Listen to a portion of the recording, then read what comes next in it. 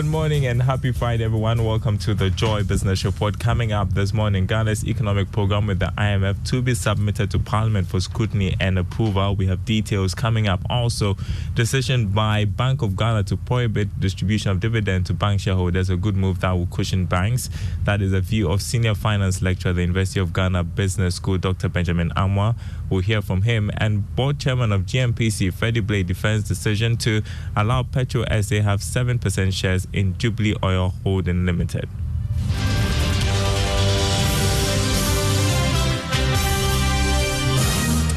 Thanks for being with us. My name is Darryl Kwao. Ghana's program with the IMF is expected to be submitted before Parliament for scrutiny and approval in the coming days. This is coming at the time that some MPs have questioned why the program document has not been laid before the House. Resident representative of the IMF, Dr. Leandro Bendina, has been given more details on government's next line of action. He has been speaking on PM Express Business Edition.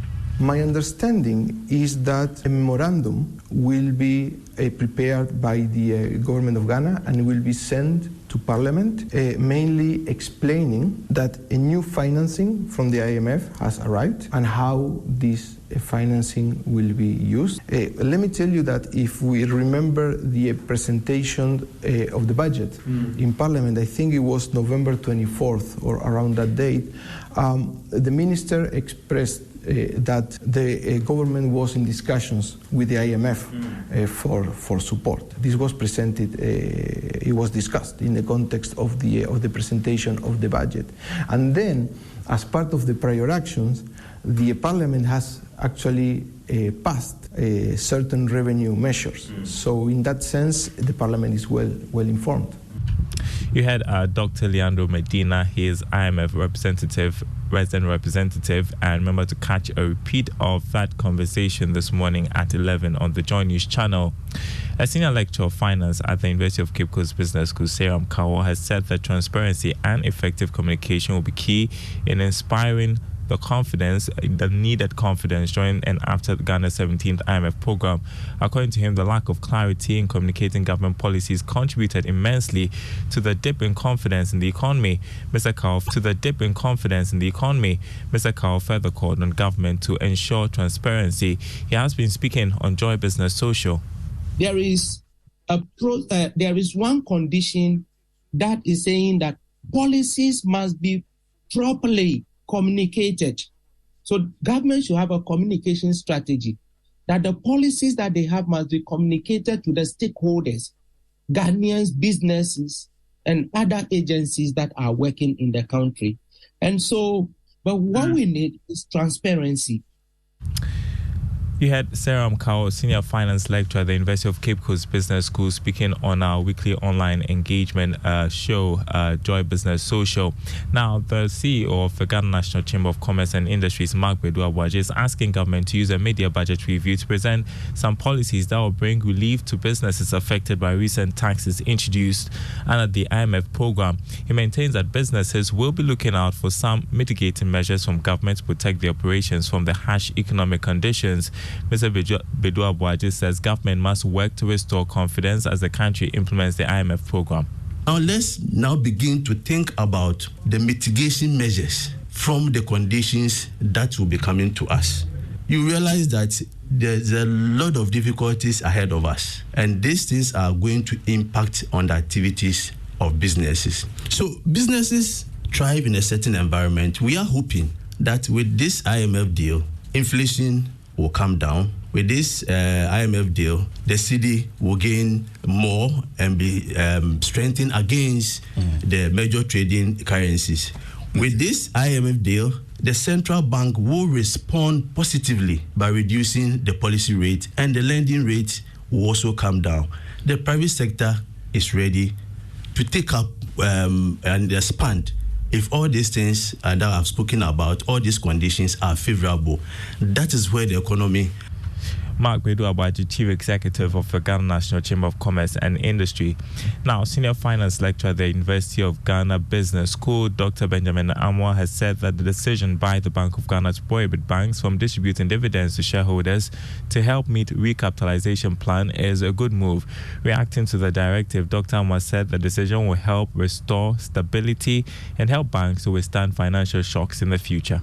It is right for the IMF and BOG to tell the banks that, no, hold on, the environment is not so good now. Liquidity is threatened within the space. So instead of you to go ahead and pay dividend, retain the dividend and use it as a first line of action in the need to increase your capital base. So it is not good news for the shareholders or the owners of the banks. But for the purpose of the industry and for the purpose of maintaining the stability and the resilience of the banking sector, it is indeed a good move. If not, then these banks will first pay the dividend and they will then have to go and source for capital. Should there be a capital call on them from the central bank? And that will be more expensive than to use their retained earnings.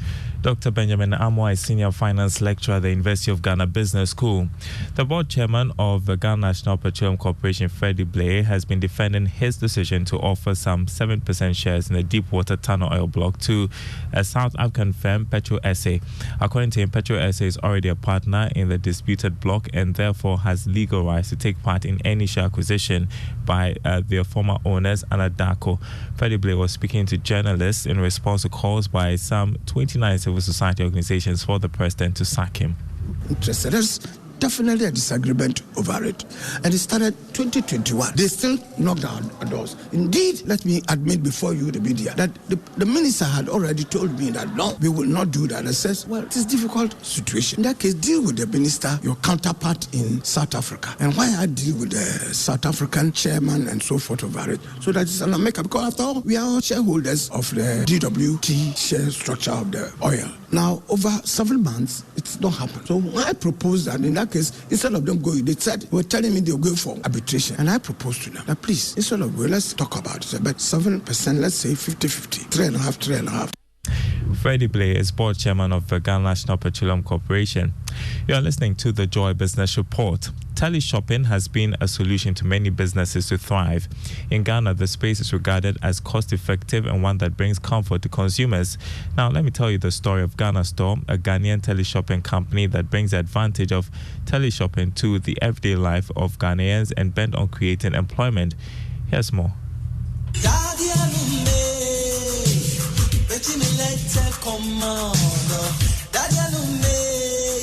Consumers are increasingly purchasing products online, and brands are promoting their products, targeting their target audiences through e-commerce shopping. There is no doubt that e-commerce has had a significant impact on the retail market. With the introduction of social media and technology, many innovations have occurred across all industries.